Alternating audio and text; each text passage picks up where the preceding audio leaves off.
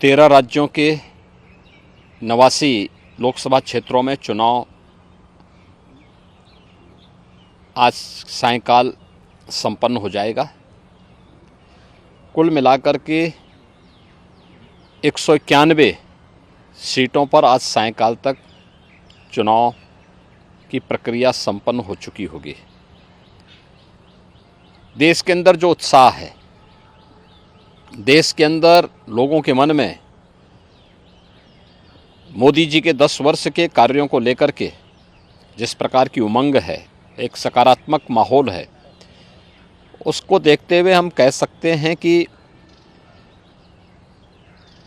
प्रधानमंत्री मोदी जी के कार्यों को जनता जनार्दन का पूरा आशीर्वाद प्राप्त हो रहा है और पूरे देश के अंदर फिर एक बार मोदी सरकार के संकल्प को पूरा करने में मदद मिलेगी। देश कार्य को देखना चाहता है और मोदी जी ने 10 वर्ष में देश को एक नई दिशा दी है। 10 वर्ष का उनका एक कार्यकाल देश भारत के स्वतंत्र भारत के इतिहास का यह एक स्वर्णिम युग है, स्वर्णिम कार्यकाल है।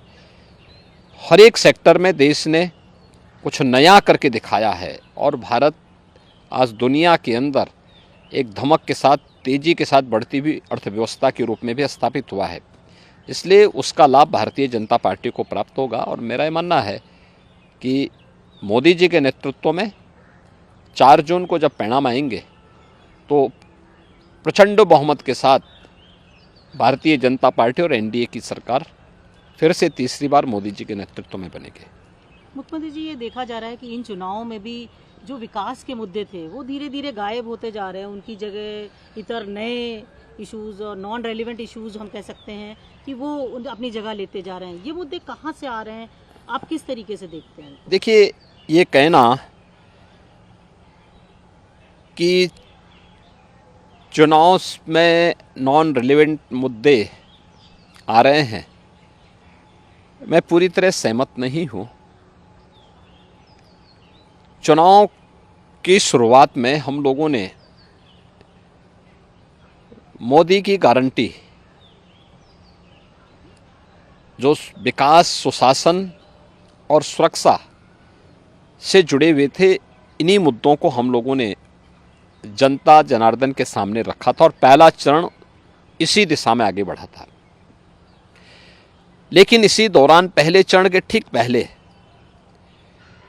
कांग्रेस और इंडी गठबंधन का जो सबसे बड़ा जो सहयोगी है वह कांग्रेस पार्टी का घोषणा पत्र सामने आ गया। कांग्रेस पार्टी ने अपने मैनिफेस्टो में जिन बातों का उल्लेख किया है वह भारत जैसे दुनिया के सबसे बड़े लोकतंत्र के लिए एक बहुत खतरनाक संकेत करता है। और चूंकि कांग्रेस का इतिहास इस पूरे मामले में हमेशा संदिग्ध रहा है, तो स्वाभाविक रूप से ये मुद्दे प्रासंगिक हो जाते हैं। हमने विकास के मुद्दे पर पिछले 10 वर्ष में मोदी जी के जो कार्य हुए हैं, इंफ्रास्ट्रक्चर के क्षेत्र में, सुरक्षा के क्षेत्र में, आत्मनिर्भर भारत के लिए गरीब कल्याणकारी योजनाएं थी, इन्हीं मुद्दों को लेकर के हम तो चुनाव में गए थे। लेकिन उनके मैनिफेस्टो ने हमारा ध्यान आकर्षित किया इस ओर। और आपने देखा होगा कांग्रेस के एक सलाहकार के रूप में सैम पित्रोदा, उनका वक्तव्य सबने पढ़ा। कांग्रेस ने इससे पहले यूपीए गवर्नमेंट के दौरान रंगनाथ मिश्रा कमेटी और सच्चर कमेटी की रिपोर्ट कांग्रेस ने की थी। कर्नाटक में कांग्रेस नेतृत्व की सरकार है और कर्नाटक की कांग्रेस नेतृत्व की सरकार ने जिस तरीके से पिछड़े वर्ग के आरक्षण के लाभ में ज़बरदस्ती मुस्लिमों को घुसेड़ करके और उनके अधिकार में बंदरबांट करने और उसमें लूट करने की एक शुरुआत प्रारंभ की है, ये सभी संदेह पैदा करता है। एक दूसरा, जो विरासत टैक्स की बात कांग्रेस कर रही है, यह भी एक खतरनाक इशारा है।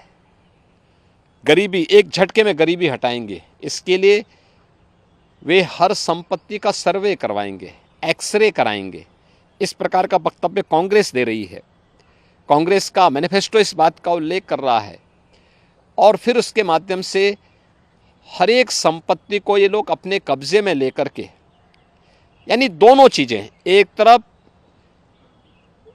ये लोग देश के अंदर मजहबी आधार पर देश के विभाजन की आधारशिला रखना चाहते हैं, दूसरी तरफ किसी ने मेहनत से अगर अपनी संपत्ति अर्जित की है, घर बनाया है, कोई प्रॉपर्टी बनाई है, ख़ास तौर पर हमारी माताएं बहनें अपने लिए जेवर खरीदती हैं, उसको ये अपने अधिकार में ले लेंगे। विरासत जो बाप दादों की कमाई है उसका आधा ये लोग हड़प लेंगे। और तीसरा, व्यक्तिगत कानून, पर्सनल लॉ को पुनः लागू करने की बात, 3 तलाक की कुप्रथा को मोदी जी ने समाप्त किया। ये कहते हैं हम फिर से लागू करेंगे। यानी महिलाओं का इससे बड़ा अपमान हो ही नहीं सकता। तो स्वाभाविक रूप से इस देश का विभाजन जिन कारणों से हुआ था, अगर कोई राजनीतिक दल आज के दिन पर भी उन मुद्दों का उल्लेख करते हुए देश को उधर ले जाने का प्रयास करेगा तो उसका विरोध हर हाल में होगा। भारत के अंदर नक्सलवाद पूरी तरह समाप्ति की ओर है। अगर नक्सली और माओवादी प्रवृत्ति को फिर से भारत के अंदर पनपाने का प्रयास होगा, उसका पुरजोर विरोध होगा। भारतीय जनता पार्टी इसको कतई स्वीकार नहीं कर सकती। देश के अंदर यहाँ की जनता जनार्दन की संपत्ति पर, भ्रष्टाचारियों की संपत्तियों के खिलाफ कार्रवाई पहले से सरकार कर रही है। उनके एक एक पाई का हिसाब होगा। लेकिन एक कॉमन मैन को प्रताड़ित करने के लिए, उसके खून पसीने की कमाई पर कोई डकैती डालने का प्रयास होगा तो इसको भारतीय जनता पार्टी स्वीकार नहीं कर सकती है। और कांग्रेस और उसके सहयोगी दल देश की राजनीति का तालिबानीकरण करने के पर उतारू हो रखे हैं।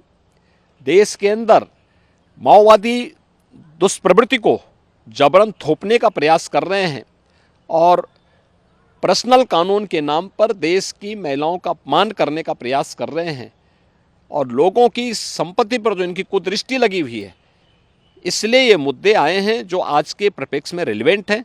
और इन मुद्दों को इसीलिए भारतीय जनता पार्टी पुरजोर तरीके से उठा करके जनता जनार्दन का ध्यान आकर्षित कर रही है कि सत्ता से लोग अभी कोसों दूर हैं। इनकी मानसिकता क्या है आपके प्रति, यह आप देख सकते हैं। और इसीलिए उस पर लगातार सरकार जो है, इस पर जो है लगातार भारतीय जनता पार्टी ध्यान आकर्षित कर रही है जनता जनार्दन का कि जागरूक हो जाओ। ये लोग जिस मंशा के साथ आ रहे हैं, इससे पहले कि इनके मंशा के अनुरूप इन लोगों को सफलता प्राप्त हो, इनके मंसूबों पर पानी फेरने का एक वक्त आपके पास है। आपका एक वोट देश की तस्वीर और तकदीर को बदलने में निर्णायक साबित होगी। और वह आपने 2014 में किया था, क्योंकि 11, 12, 13 में तत्कालीन केंद्रीय मंत्री पी चिदम्बरम बार बार वरासत टैक्स की बात कर चुके थे। आज वही बात तो सैम पित्रोदा कह रहे हैं। इसीलिए इन चीज़ों को लेकर के आज फिर से जनता जनार्दन को बार बार कहा जा रहा है कि वो कांग्रेस के इन मंसूबों पर समय रहते अपने वोट के माध्यम से पानी फेरने का काम करें।